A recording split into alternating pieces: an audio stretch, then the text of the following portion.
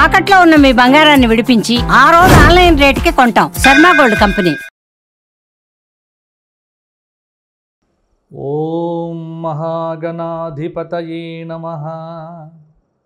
మహాసరస్వత్యై నమః. శ్రీపాదవల్లభ దత్తాత్రేయ సద్గురు పరబ్రహ్మణే నమః. వసుదేవసుతం దేవం కంసచానూరమర్దనం దేవకీ పరమానందం కృష్ణం వందే జగద్గురుం. అందరికీ విశ్వావసు నామ సంవత్సర శుభాకాంక్షలు. కాలగమనంలో క్రోధినామ సంవత్సరం గడిచిపోయి విశ్వావసు అనే పేరుతో ప్రభవాది 60 సంవత్సరములలో 39వ సంవత్సరం విశ్వావసు. కలియుగ ఆరంభము నుండి 5126వ సంవత్సరమే ఈ విశ్వావసు నామ సంవత్సరం. విశ్వం సమస్తం ప్రకాశయతి కిరణైః ఇతి విశ్వావసుః. ఈ విశ్వమును, ఈ చరాచర ప్రపంచాన్ని, ఈ బ్రహ్మాండమును తన యొక్క భవ్య దివ్య అసమాన అద్భుత ప్రకాశవంతమైనటువంటి కిరణములతో ప్రకాశింపచేసేటువంటి అగ్నిస్వరూప సూర్యనారాయణ స్వరూపమే ఈ విశ్వావసు నామ సంవత్సర దేవత, అధిదేవత స్వరూపము.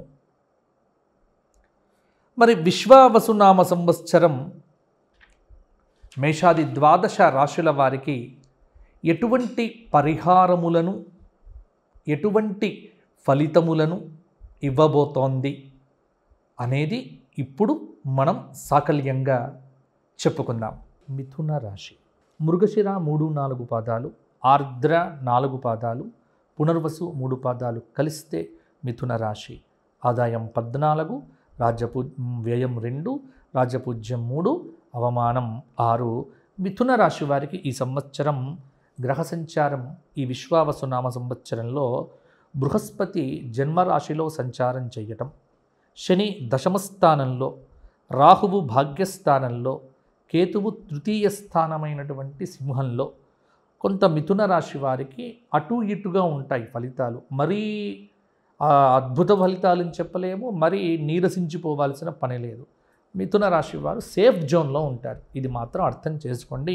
మిథున రాశి వారికి జన్మపు గురువు ప్రభావం కొంత ఉంటుంది. అలాగే దశమ స్థానంలో ఉన్నటువంటి శని సంచారం వల్ల ఉద్యోగ రంగంలో శ్రమ చేస్తేనే ఫలితం అనేటువంటిది లభించదు. కొంత మిథున రాశి వారికి ఒక్కటి ఏంటంటే ఆరోగ్యపరమైన జాగ్రత్తలు అధికంగా తీసుకోవాలి ఈ సంవత్సరము. అంటే అనారోగ్య సూచనలు చాలాసార్లు ఇబ్బంది పెట్టవచ్చు ఈ సంవత్సరము. అందువల్ల మిథున రాశి వారు కొంత జాగ్రత్తలు తీసుకోవడం మంచిది. మిథున రాశి విద్యార్థులు కూడా కష్టపడాలి, ఉత్తీర్ణతను సాధిస్తారు. ఇంట్లో మితిమీరిన మాటల వల్ల, అంటే కొంత మిథున రాశి వారు అధికంగా మాట్లాడతారు, స్వోత్కర్ష బాగా ఉంటుంది. అంటే వీరుగా మేము చాలా గొప్పవారము అన్న ఒక భ్రాంతితో ఉంటూ ఉంటారు. కాబట్టి కొంత మితిమీరిన మాటలు మాట్లాడకుండా ఉంటే ఇంట్లో కూడా వాతావరణం మీకు అనుకూలంగానే ఉంటుంది. కాలానుగుణంగా నిర్ణయాలు తీసుకోవడం, టైం మేనేజ్మెంట్, కాల నిర్ణయము, కాల సూచి కొంత జాగ్రత్తగా పాటించడము. షేర్ మార్కెట్లు కానీ, మ్యూచువల్ ఫండ్స్ కానీ కొంత జాగ్రత్తలు, కొంత చేయకపోతే ఇబ్బంది పడతారు. అలాగే హోల్సేల్ వ్యాపారం కంటే రిటైల్ వ్యాపారస్తులకు బాగుంటాయి. దశమస్థానంలో సంచారం చేస్తున్నటువంటి కొంత శుక్రుడి యొక్క ప్రభావం వల్ల కూడా కొన్ని మార్పులు కూడా కలగవచ్చు. అయితే ఇవి కొన్ని రోజులు మాత్రమే, ఎందుకంటే జూన్ వరకు శుక్రుడు మరల మార్పులోకి వస్తాడు. ఎందుకంటే ఏకాదశంలోకి శుక్రుడి యొక్క ప్రభావము కొంత బ్రహ్మాండంగానే ఉంటుంది. ఏకాదశ శుక్రుడు కూడా కొంత బాగానే ఉంటాడు.